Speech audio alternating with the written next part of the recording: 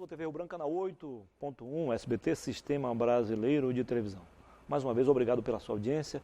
Você que sempre nos prestigia, sempre nos assiste, seja aqui em Rio Branco, a nossa capital, a capital de todos os acrianos, de nascimento ou por opção, ou também no interior, seja Bujariri, Quinariri, Porto Acre, Capixaba, Plástico Castro, Acreândia e parte também de Sena Madureira, onde o nosso sinal chega diretamente pelo canal 8.1.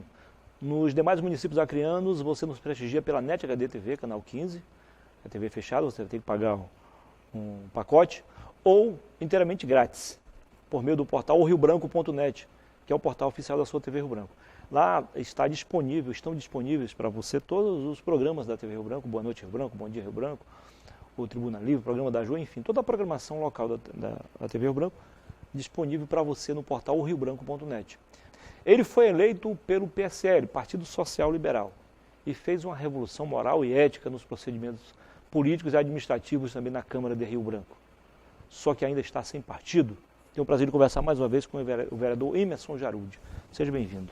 Obrigado, Muniz. Boa noite aos que estão nos assistindo. E obrigado mais uma vez pelo convite de poder estar aqui conversando, dialogando sobre política. Legal. Vereador, o senhor, nos 2 primeiros anos, o senhor foi presidente da Comissão de Ética da Câmara, que é uma comissão relativamente jovem.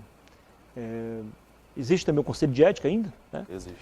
E o senhor foi obrigado, até por cumprimento do dever legal da lei, enquadrar um próprio colega de partido. Eu acho que isso é complicado, né, para você fazer isso de cara logo, né, um cartão de visita lá. E de lá para cá o senhor não assumiu mais nenhuma comissão. Foi uma opção ou sua ou uma opção dos seus colegas? Foi uma opção dos meus colegas. De fato, existe um procedimento na Câmara e esse procedimento tem que ser respeitado independentemente de quem quer que seja. E assim eu fiz, enquanto presidente do Conselho de Ética à época. E pedi para que o vereador que estava sendo investigado e que também estava com um processo na Comissão de Ética apresentasse a sua defesa para que assim a gente pudesse dar o encaminhamento no processo. Esse fato ele não gerou muitos votos de alegria entre os pares, mas é o que eu sempre digo, a gente tem que cumprir a nossa função independentemente de quem quer que seja. E assim foi feito. Legal. Vereador, vejo aí que o senhor tem se posicionado contra muitas práticas, atos históricos que sempre foram também, digamos assim, questionados pela população de um modo geral, sobretudo pelo eleitor. Em algum momento o senhor arrependeu-se de agir dessa forma? Não, Muniz, eu sempre busco fazer, enquanto vereador, aquilo que eu gostaria de fazer enquanto eleitor. Então, sempre me coloco no lugar do eleitor para tomar minhas decisões. E assim tenho feito desde o nosso primeiro dia de mandato, quando fui o primeiro parlamentar acriano a reduzir os gastos oficiais do gabinete. Hoje nós já estamos alcançando a casa dos R$300 mil de economia. E não somente isso, estamos hoje como um dos vereadores mais produtivos dentro da Câmara, com mais de 7 mil indicações apresentadas, mais de 20 projetos de leis, anteprojetos apresentados à casa, e também fomos além do nosso mandato, inclusive, quando apresentamos o revogaço, que é justamente para revogar aquelas leis que estão em desuso. Nós colocamos em um único volume, em um único livro, mais de 54 anos de produtividade legislativa, porque a Câmara não tinha essas informações em um único documento. Nós tivemos que vasculhar todos os livros, inclusive a nossa equipe teve que usar máscaras, luvas, para poder manusear os documentos, que eram bem antigos, mas a gente conseguiu, inclusive disponibilizamos um volume para cada vereador, para que assim a gente pudesse olhar de uma forma geral todas as leis do nosso município e verificar aquelas que não estão sendo utilizadas. Então, a nossa meta do mandato é ser o mais econômico possível e o mais eficiente também. Em parte, o senhor já respondeu a pergunta que eu vou lhe fazer agora. Mas se o senhor não tivesse aberto mão de parte da estrutura de gabinete, estrutura financeira, não poderia ter feito mais ainda? Olha, nós fazemos absolutamente tudo, Muniz. Nós não deixamos de fazer nada no nosso trabalho. Pelo contrário, obviamente, isso faz com que a gente se desdobre. Mas, como eu falo, por exemplo, eu utilizo o meu próprio veículo. Né? Vim aqui para a entrevista no meu veículo, Fui para a Câmara hoje no meu próprio veículo. Mas o vereador, tem, direito o vereador tem direito a 2 carros, né? E uma moto? Há uma caminhonete, um carro de passeio e uma moto. O senhor abriu mão de tudo isso? Nós temos um veículo somente para a equipe, para que a gente possa andar pelos bairros e fazer a caravana da fiscalização, que já rendeu mais de 7 mil indicações de melhoria para a nossa cidade, para que a gente possa estar junto da comunidade. Também não acho justo que os meus assessores coloquem os carros dele nos bairros, né? Por isso que nós temos esse veículo. Mas nós abrimos mão dos outros 2. Nós temos R$4.000 de combustível por mês. Isso é um absurdo. A nossa caravana está todos os dias nas ruas, visitando os bairros. Como eu falei, nós já visitamos os mais de 220 bairros, andamos em todas as regionais e nós não conseguimos sequer alcançar os R$2.000 de combustível por mês, porque nós abrimos mão do restante. Então é possível sim fazer mais, gastando menos. Eu acredito que é isso que o nosso país precisa. Nós, quando andamos, verificamos as péssimas condições de escolas, de postos de saúde, de ruas, e não faz sentido a gente gastar tanto dinheiro com privilégio e regalia da classe política e, ao mesmo tempo, não direcionar esse dinheiro para quem mais precisa, que é a nossa população. A pergunta a seguir, eu não quero que seja interpretada por Vossa Excelência como alguém que é pessimista. Não, fique à vontade, faça. Mas eu não sou pessimista nem otimista, eu sou realista. Sim. Eu acompanho a vida política do Acre, sobretudo da Câmara, desde 78, desde a Copa de 78. Dá para cá muita coisa aconteceu. E por incrível que pareça, não deveria ser assim, mas normalmente é. Os vereadores, os deputados que mais trabalham do ponto de vista... Porque você tem a atividade parlamentar e a atividade política. Quando você se dedica à atividade parlamentar, que é o seu caso, naturalmente você esquece de fazer o outro lado, que é o lado político. Perfeito. E normalmente ficam sem mandato. Você citaria aqui vários nomes. O senhor não tem medo de correr esse risco também, de viver esse drama? Eu não tenho, Muniz, porque eu sou advogado, eu estou como vereador, é algo passageiro na minha vida. Sim, eu sei que é passageiro, mas o senhor queria um mandato para poder fazer mais. Sim, sim. E o senhor corre risco de perder essa ferramenta. Corro, mas de maneira bem tranquila e consciente disso. Durmo todos os dias, coloco minha cabeça no travesseiro, com a consciência de que fiz o meu melhor e estou fazendo isso. É óbvio, aqueles que renovam precisam entender que um dia serão renovados. O grande mal da política hoje é justamente os políticos não entenderem isso, querem sempre se perpetuar e permanecer no poder. É o que a gente chama dos caciques políticos, né? Então, eu nasci em 1989, para quem fizer as contas aí, faço 30 anos esse ano. O senhor é mais jovem do que a Constituição Federal. Exatamente. Um ano. E praticamente, Muniz, de lá para cá, eu só vi 2 famílias governarem o estado do Acre, né, que é a família dos Vianos e Cameli. Praticamente foi isso. Então, veja bem, é preciso dar espaço para os jovens, para novas oportunidades, para um pensamento diferente. Recentemente, inclusive, um colunista político disse que, como eu não conseguia mudar esses esquemas da casa, eu deveria renunciar ao mandato. Então, isso não é um conselho. Passou pela sua cabeça isso? Não? Jamais, não passa, porque eu sou muito grato. Mas o senhor ficou frustrado em alguns momentos, né? Fiquei, faz parte. Saber que se sentia assim de mãos atadas? Sim, se eu disser que eu não me frustrei, eu estaria mentindo. Obviamente, quando você vê, por exemplo, uma votação de um aumento de passagem de ônibus ser favorável dentro da Câmara Municipal, é uma situação que revolta. Tem alguma coisa errada, né? Tem alguma coisa que está errada. Né? Quando a gente vê, como foi o meu caso, no primeiro dia de mandato, por assinar a CPI do transporte público, ser ameaçado de cassação, obviamente isso gera uma frustração muito grande. Né? Na nossa cabeça, a gente está fazendo o que há de correto. E, ao mesmo tempo, o partido pensando em si ou pensando em interesses pessoais.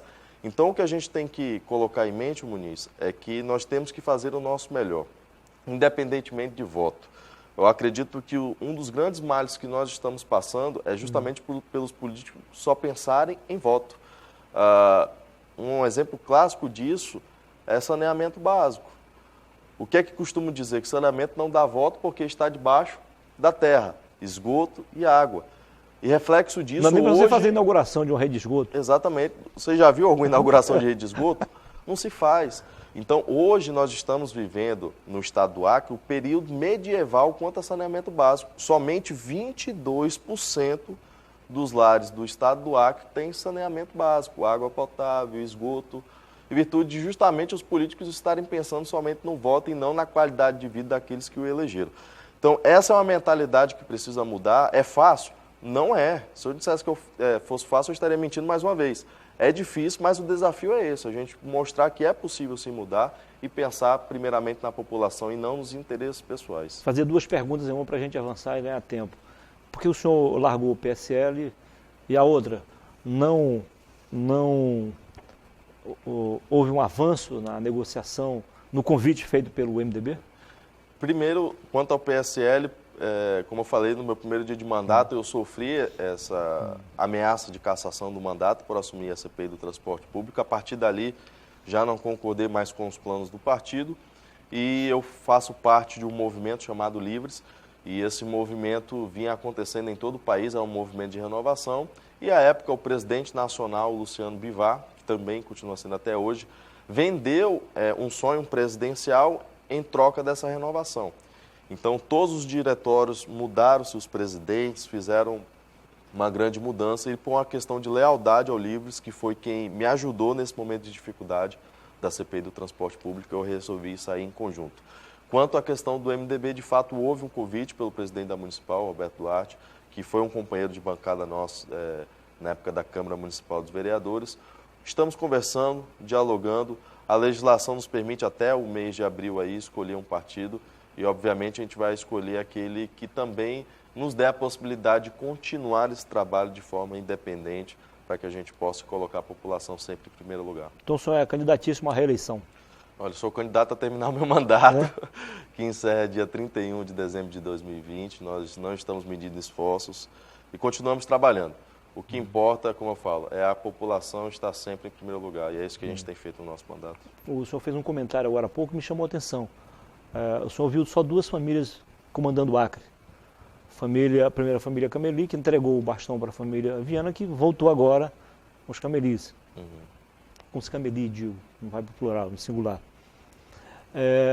Se o senhor tivesse que optar entre uma e outra, ficaria com qual? Com a família Cameli ou com a família Viana? Olha, eu ficaria com a família acriana. Eu acredito que a gente precisa pensar no Acre como um todo. O Acre ainda não achou o rumo dele. Nós hoje temos 70% da população acriana ou na pobreza, vivendo com menos de meio salário mínimo, ou na extrema pobreza, vivendo com 1/4 do salário mínimo. Significa dizer que os políticos acrianos falharam no seu processo de condução do Estado do Acre. Vamos aprofundar então o que o senhor acabou de falar. O senhor acha que isso é mais culpa da incompetência ou da indecência? Dos dois. Houve por um bom tempo indecência e houve por um bom tempo incompetência. Houveram de fato pessoas que quiseram construir, mas que infelizmente em virtude da indecência que existia no meio político não foi possível. E existem vários nomes, sempre me falam de Sérgio Taboada, sempre me falam de Edmundo Pinto. À época eu era muito pequeno, não pude presenciar, mas certamente existiram boas pessoas que não conseguiram evoluir em virtude da indecência. Mas eu acredito que o nosso estado do Acre ainda tem muito a crescer, porque é o que eu falo, uma terra onde não tem nada, tudo é uma oportunidade. Então o Acre hoje é uma terra de oportunidade, mas precisa definir o seu caminho. Vou dar como exemplo Recife. Recife é um cubículo de terra, né, que por lá passam mais de 2 milhões de pessoas que vão buscar o seu sustento lá. Qual foi a decisão que eles tomaram? Nós temos o que há de melhor, que é gente. Nós temos muita gente num território pequeno. E eles estão investindo maciçamente em educação, em tecnologia, em fazer com que essas pessoas produzam capital intelectual. O Acre ainda não conseguiu definir qual é a sua vocação, se é de fato a agropecuária, se é o turismo ecológico, se é um pouco de cada. Falta rumo para o nosso estado do Acre, definir aquilo que vai ser e aquilo que nós temos de melhor. Nós sabemos que é a população acriana que gosta de trabalhar. O pedido que eu mais recebo é de emprego. Então, nós temos uma população aí querendo trabalhar. O que falta são políticas públicas para que a gente possa avançar. A última para a gente encerrar, rapidinho. O pessoal confunde o fundo eleitoral, confunde o fundo partidário. Vamos falar do fundo eleitoral que aumentou agora de 1,7 bilhão para 2 bilhões e meio. Eu já sei que o senhor é contra. Por que o senhor é contra? Sou contra, primeiramente, porque é um dinheiro que deveria ser investido na educação, na saúde, na segurança pública. Eu acredito que a gente não pode tirar dinheiro dessas áreas essenciais para financiar campanhas eleitorais. Segundo, que isso gera uma falta de competitividade. Porque, veja bem, nós tivemos deputados federais eleitos que receberam 2 milhões de reais de fundo eleitoral. Imagina você, um cidadão comum que está nos assistindo nesse momento, que deseja ser deputado federal. Você vai lutar contra uma campanha de 2 milhões de reais. Como é que você vai fazer isso? Vai vender seu carro, a sua moto, vender todos os patrimônios para investir na política? E política não é investimento. Obviamente que quem fizer um investimento desse, lá na frente ele vai pensar no retorno. Como que ele vai pegar esses 2 milhões de volta e como que ele vai fazer caixa para que na próxima campanha ele tenha mais 2 milhões. Então gera uma descompetitividade, gera essa deslealdade, e é por isso que quando eu fui candidato em 2016, eu abri mão do fundo eleitoral, a minha campanha custou 12 mil reais, mas eu sei o sacrifício que foi vencer as campanhas eleitorais milionárias. Muitas pessoas me encontraram nos sinais, nas faculdades, panfletando, e eu pessoalmente mostrando minhas propostas. Conseguimos. Resultado disso, hoje, estamos fazendo uma economia aos cofres públicos, que ao final do mandato vai chegar em quase R$500 milhões, e também pudemos escolher uma equipe técnica qualificada que está mostrando resultado na Câmara Municipal de Rio Branco.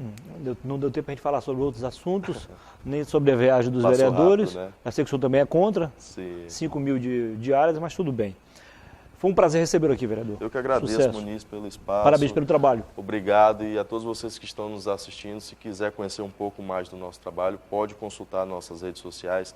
Tem toda essa trajetória aí desde 2016 até agora, tem muito conteúdo bacana, só procurar por Emerson Jarudi. Muito bem, depois da política a gente volta para falar em 2 minutos sobre investimento, né? Sobre empreendedorismo. Eu vou conversar com o Jorge Henrique e também com o Luiz Carlos sobre energia solar compartilhada. Até já.